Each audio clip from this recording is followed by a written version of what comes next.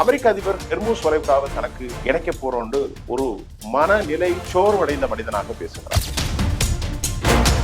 50,000 அடிக்கு மேலே இருந்து உளவு பார்க்கக்கூடிய விமானங்கள் ஈரானியர்கள் வல்லமையோடு தாக்கி அழித்திருக்கிறார்கள். அமெரிக்காவினுடைய அந்த இழந்த பாகங்களை உலகம் முழுவதும் அனுப்பி அசிங்கப்படுத்தி இருக்கிறார்கள் ஈரானியர்கள். நாளை ஒருவேளை இஸ்ரேலியர்கள் சவுதி அச்சுறுத்தினால் வலிமையான துருக்கியும் பாகிஸ்தானும் ஒன்றிணைந்து இஸ்ரேலை காலி செய்யலாம். அமெரிக்கர்களுக்கு மாற்றாக ஒரு கூட்டணி சீனா, பாகிஸ்தான், சவுதி அரேபியா, துருக்கி.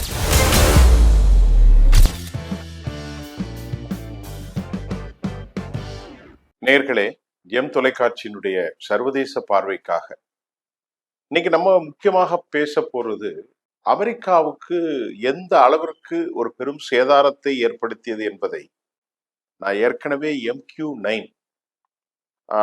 MQ-4, MQ-1 ரீப்பர்ஸ் 46 விமானங்கள் அமெரிக்காவிட்ட இருக்கக்கூடிய ஒட்டுமொத்த விமானத்தில் 25% உளவு விமானங்கள், கிட்டத்தட்ட உங்களுக்கு புரியுற பாஷையில சொன்னா 50,000 அடிக்கு மேலே இருந்து உளவு பார்க்கக்கூடிய விமானங்கள், யாராலும் கணிக்க முடியாத அந்த விமானங்களை ஈரானியர்கள் வல்லமையோடு தாக்கி அழித்திருக்கிறார்கள். பல MQ ரீப்பர்ஸை கீழே டவுன் இறக்கியிருக்கிறாங்க. அது இறங்கி இருக்கிறது. அதை ரிவர்ஸ் இன்ஜினியரிங் பண்ணி கொண்டிருக்கக்கூடிய பணியும் இருக்கிறது. இப்படி ஈரானியர்களால் சுட்டு வீழ்த்தப்பட்ட அல்லது சுட்டு தரையிறக்கம் செய்யப்பட்ட ஒட்டுமொத்த MQ ரீப்பர்ஸ் அது எவ்வளோன்னா 46 விமானங்களை அவர்கள் காலி செய்திருக்கிறார்கள். இதனுடைய ஒட்டுமொத்த மதிப்பு 1.3 அமெரிக்க டாலர்கள். இத இப்போ ரொம்ப லேட்டா கூட அவங்க தனது சிதைந்த பாகங்களை உலகத்திற்கு அனுப்பி வைத்திருக்கிறார்கள். உலகம் முழுவதும் நாங்கள் எவ்வளவு இறக்கி இருக்கிறோம், என்னென்ன விவகாரம் எடுத்திருக்கிறோன்னு போட்டோ எடுத்து அமெரிக்காவினுடைய அந்த இழந்த பாகங்களை உலகம் முழுவதும் அனுப்பி அசிங்கப்படுத்தி இருக்கிறார்கள் ஈரானியர்கள் என்பது மிக முக்கிய விஷயம். இந்த நிலையில் ஐக்கிய அரபு அமீரகத்தில் இருக்கக்கூடிய அமெரிக்க தளத்தின் AN/PF-57 என்ற ஒரு பெரும் ரேடாரை, பலாயிரக்கணக்கான கோடி ரூபாய் பெருமானம் உள்ள AN/PF-57 ரேடார் கருவிகளை ஈரானியர்கள் தாக்குதல் நடத்தி அழித்ததையும் கூட அதனுடைய இமேஜ் தற்போது வெளியிடப்பட்டிருக்கிறது. அது அமெரிக்கர்களுக்கு பெரும் கேவலமும் இழிவாக இருக்கிறது.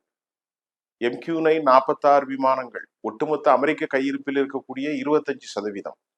AN/PF-57 ரேடார்களை யுனைடெட் அரபு எமிரேட்ஸ், துபாய் மற்றும் அபுதாபியில் இருக்கக்கூடிய அமெரிக்க தளங்களின் வாயிலாக அவைகள் அடிக்கப்பட்டு மிக மோசமான ஒரு இழப்பை சந்தித்தது. இப்போது இமேஜா அமெரிக்கா எங்கள்கிட்ட எதெல்லாம் இழந்தார்கள் என்பதை, ஏன்னா திருப்பி டொனால்ட் ட்ரம்ப் என்ன சொல்லி கொண்டிருக்கிறார், நாங்கள் அமெரிக்காவை கடற்படையை தாக்கிவிட்டோம், கப்பல் படையை தாக்கிவிட்டோம், தரைப்படையாக்கி விட்டோம், நாசப்படுத்தி விட்டோம், விமானப்படைகளே கிடையாது என்று சொல்வதற்கு ஏற்றவாறு இல்லை, உங்களுடைய படைகள் தான் நாசமாகி இருக்கிறது என்பதை வீடியோ கிளிப்பிங்ஸின் மூலம் அமெரிக்கர்களுக்கு எதிராக ஈரானியர்கள் உலகம் முழுவதும் இந்த 46 விமானங்களும் ரேடார் கருவிகளும் இழந்ததை அவர்கள் சொல்லிக் கொண்டிருக்கிறார்கள்.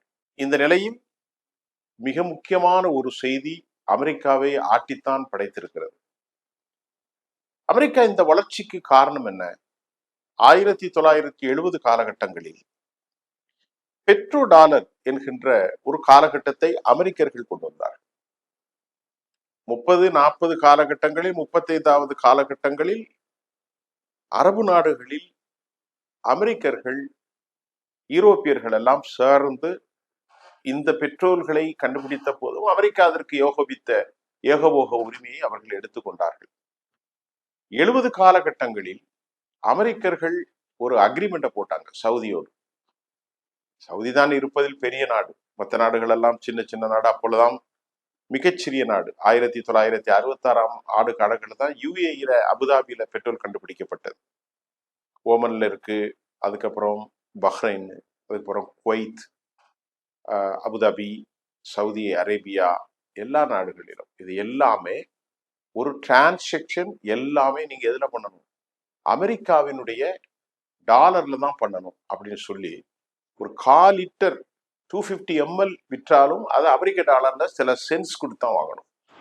இந்த அளவுக்கு அமெரிக்கர்களுக்கு கொள்ளை லாபத்தை மத்திய தரைக்கடலில் அரபுகள் கொடுத்து கொண்டிருந்தார்கள். அவருடைய வாழ்நாளுக்கு அவர்களுக்கு கிடைக்கக்கூடிய மிகப்பெரிய லட்சியத்தை அரபுகள் பெற்றுக் கொண்டிருந்தார்கள். அரபுகளின் வாயிலாக அமெரிக்கர்கள் பெற்றுக் கொண்டிருந்தார்கள். இப்போது சவுதி அரேபியா ஒரு புது கான்செப்டை கொண்டு வந்திருக்காங்க.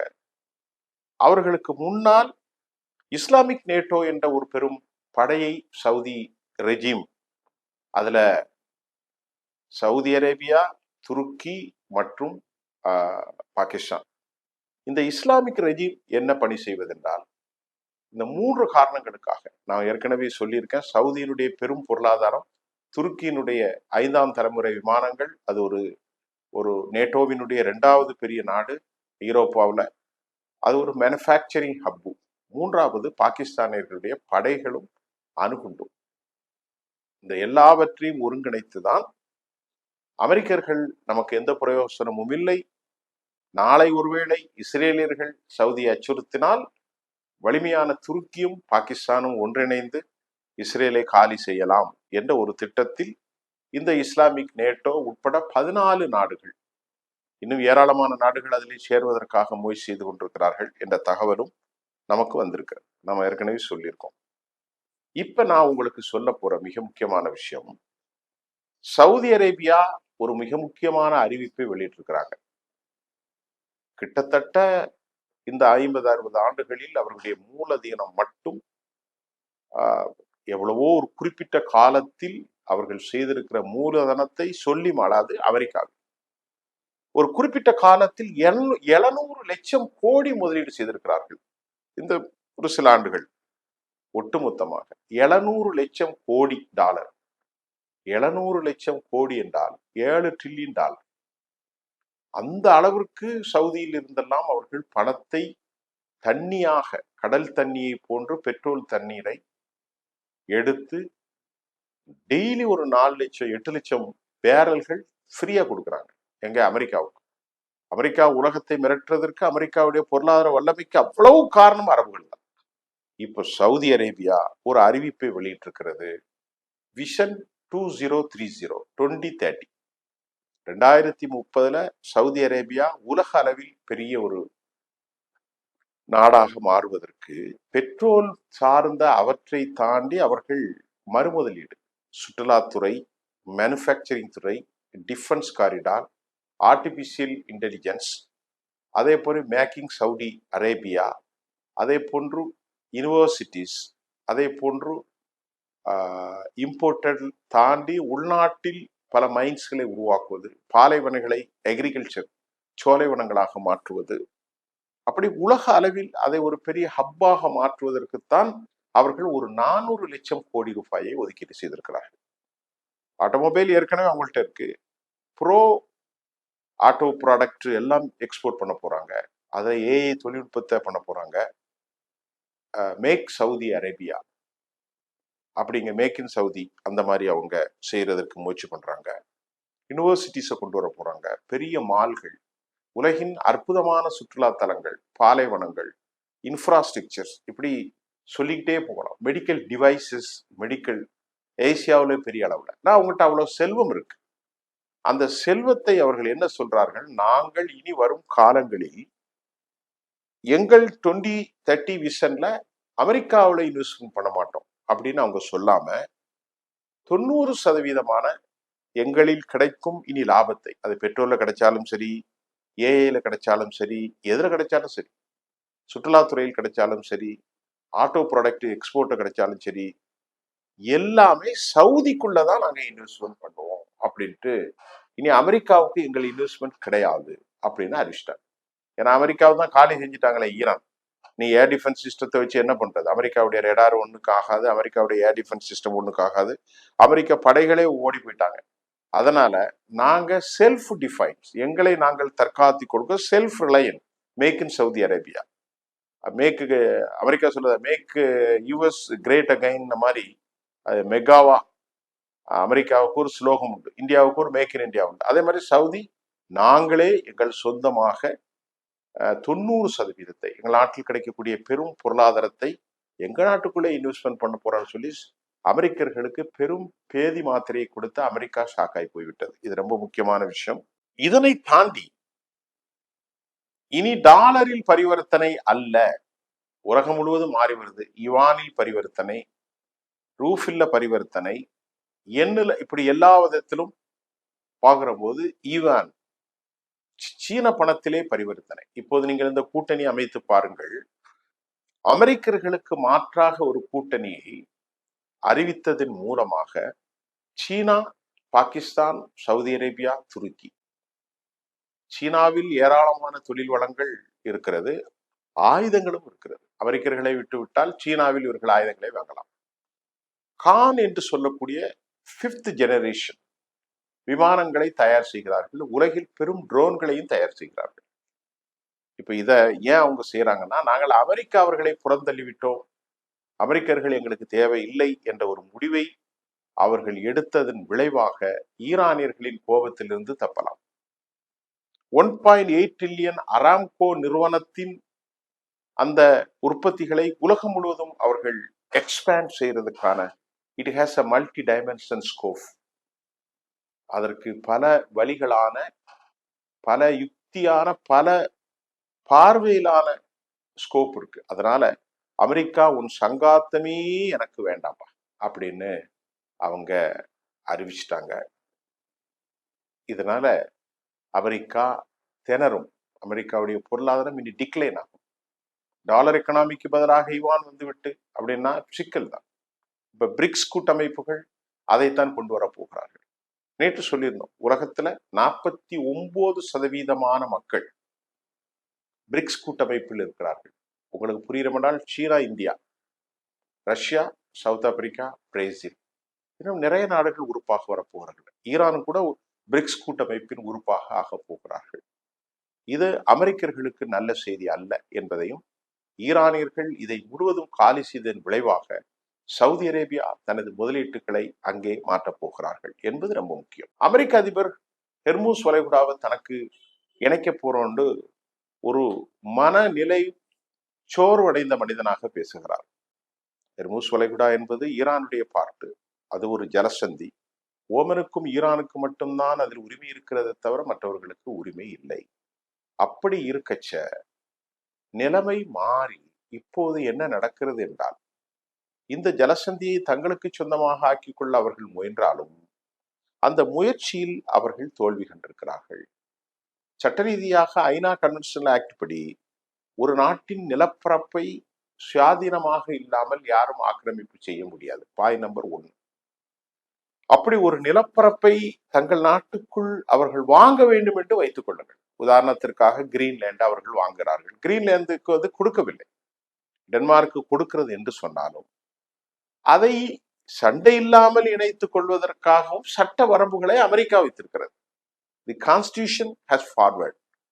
முதல்ல ஒரு ஹெல்த்தி டிஸ்கஷன் வரணும். ஈவன் செக்யூரிட்டி கவுன்சில்ல இவர்கள் லெட்டர் கொடுக்கணும். அமெரிக்க ஃபெடரல் சிஸ்டத்தில் இருக்கக்கூடிய அமெரிக்காவினுடைய காங்கிரஸ், அமெரிக்காவுடைய மற்ற செனட் சபை, அமெரிக்காவுடைய பிரதிநிதித்துவ சபை, இவைகள் மூன்றிலும் ரிபப்ளிக் இருக்கிறாங்க, டெமோக்ராட்ஸ் இருக்கிறாங்க. எல்லாரும் முடிவெடுத்து தான் அந்த முடிவை அடிப்படையில் தான் ஹெர்மூஸ் வளைகுடா நம்மோடு இணைப்பதா இல்லையா. இதெல்லாம் இல்லாம போற போக்குல பைத்தியக்காரத்தனமாக யார் பேசினாலும் அது சாத்தியமில்லை என்பதை ஈரானுடைய தலைமை அறிவித்திருக்கிறது மட்டுமல்ல, நகைச்சுவையாக இருக்கிறது, ஒரு ஒரு புரிதல் இல்லாமல் இருக்கிறது.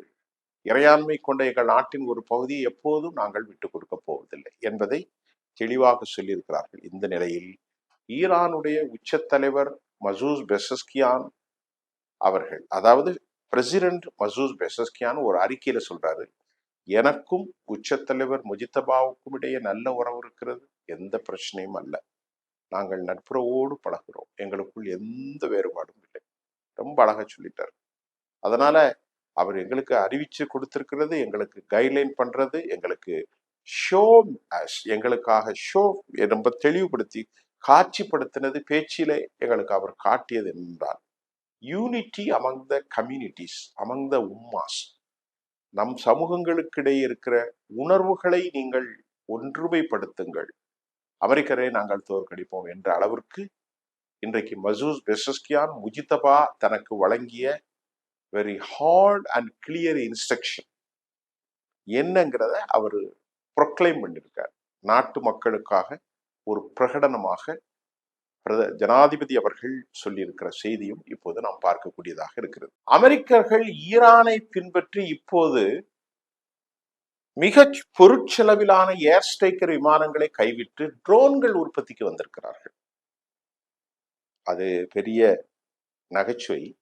அமெரிக்கர்கள் F-15, F-16, ராப்டார், ஹார்னட் எல்லாம் வைத்துக் கொண்டிருந்தவர்கள் தற்போது அதனையெல்லாம் இழந்து இப்போது அவர்கள் என்ன வந்திருக்கிறார்கள் என்றால், தற்போது அவர்கள் அமெரிக்கா ஆர்டிபிஷியல் இன்டெலிஜென்ஸ் கண்டு $500 பில்லியன் ஒதுக்கியிருக்கிறார்கள். நான் ஏற்கனவே சொல்லியிருக்கேன். ஈரான் ட்ரோன்கள் அமெரிக்கா ரிவர்ஸ் இன்ஜினியரிங் செய்யறாங்க. அதுதான் பெரிய பெரிய பயங்கரமான செய்தி. அமெரிக்கா ரிவர்ஸ் பொருளை ஈரானியர்கள் ரிவர்ஸ் இன்ஜின் செய்யறதை பத்தி நான் சொல்லிட்டேன். B-2 பாம்பர்ஸ் 14 டன் எடை உள்ள அவற்றை கூட அவர்கள் செய்தார்கள். அமெரிக்கானுடைய MQ-9 இப்ப கூட சொன்னேன் இந்த செய்தியில. இப்போ இதுல என்னன்னா, அமெரிக்கா என்ன செய்கிறது என்றால், ஈரானுடைய ட்ரோன்களை ரிவர்ஸ் இன்ஜினியர் செய்து அதற்கு வேறு ஒரு பெயரை சூட்டி இப்போது களத்திலே அவர்கள் நடமாடிக்கொண்டிருக்கக்கூடிய செய்தியும் நாம் காணப்படுகிறது. அமெரிக்காவினுடைய டெக்னாலஜிஸ் எல்லாம் இப்போது ஈரானியர்களை பின்பற்றக்கூடிய அளவிற்கு அந்த நாடு கீழே இறங்கி இருக்கிறது. இனி ஏர் ஸ்ட்ரைக் வைத்து மிரட்டுவது, ஏர் டிஃபென்ஸ் சிஸ்டத்தை கொசு, எறும்பு எதுவும் நாட்டுக்குள் நுழையாது என்று பம்மாத்து காட்டுவது நடக்காது. அதுதான் இப்ப தெளிவாயிருக்கு. அமெரிக்காவுடைய ஆப்ரஹாம் லிங்கன் கப்பல் திரும்பி இருக்கிறதற்கான காரணம் என்னவென்றால், ஆப்ரஹாம் லிங்கனில் சாப்பாடு இல்லை, உணவில்லை, எதுவுமே இல்லை.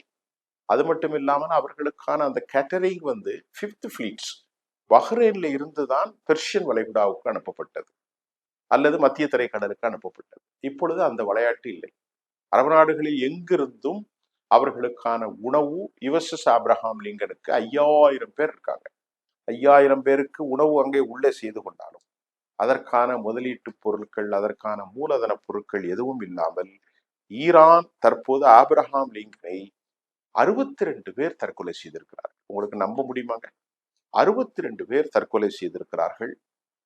பலர் இன்னும் தற்கொலைக்கு முயற்சிக்கிற நிலையில் அனைவரையும் அடைத்து ஆப்ரஹாம் லிங்கன் கிளம்பி இருக்கிறது. வேறொரு கப்பல் வரப்போகிறது, வந்து கொண்டிருக்கிறது. அது மட்டும் இல்லாம பிலிப்பைன்ஸ் மற்றும் ஜப்பான் ஆகிய 2 நாட்களில் இருந்துதான், மிகவும் அதிகமான தொலைகளில் இருந்துதான் அவர்களுக்கு இப்போது உணவு வந்திருக்கிற நிலையில் டியூகோ கார்சியாவையும் அவர்கள் பயன்படுத்த எண்ணுகிறார்கள். பஹ்ரைன் 5வது கடற்படை தளங்கள் 1 மணி நேரத்தில் காலி செய்ய முடியும் என்பதை உலகின் பல்வேறு நாடுகளில் உள்ள ஆய்வாளர்கள் கருதுகிறார்கள். இவ்வளவு ஒரு மோசமான நிலைக்கு இப்போ இவர்களுடைய ட்ரோன்கள்லாம் இழந்துட்டு அமெரிக்கர்கள் 1 மணி நேரத்துல பஹ்ரைனை காலி பண்ணிடுவாங்க சீனர்கள். அதே போன்று ஜப்பானையும் காலி செய்துவார்கள். எல்லாவற்றையும் இழந்து அமெரிக்கா நடுநீசியில் நிற்பது மிக மோசமான விஷயமாக பார்க்கலாம். இன்னும் இன்றைக்கு இதான செய்திகள் தான் நான் இன்னைக்கு சொல்கிறேன். இன்னைக்கு சொன்ன செய்தி ரொம்ப முக்கியமான செய்தி. ஆப்ரஹாம் லிங்கன் திரும்பிவிட்டது. சவுதி அரேபியா முதலீடுகள் மாறி இருக்கிறது. ஈரானியர்கள் சவால் எடுத்திருக்கிறார்கள். மீண்டும் அடுத்த செய்தியில் ஜெம் தொலைக்காட்சிக்காக நான் சந்திக்கின்றேன். நன்றி.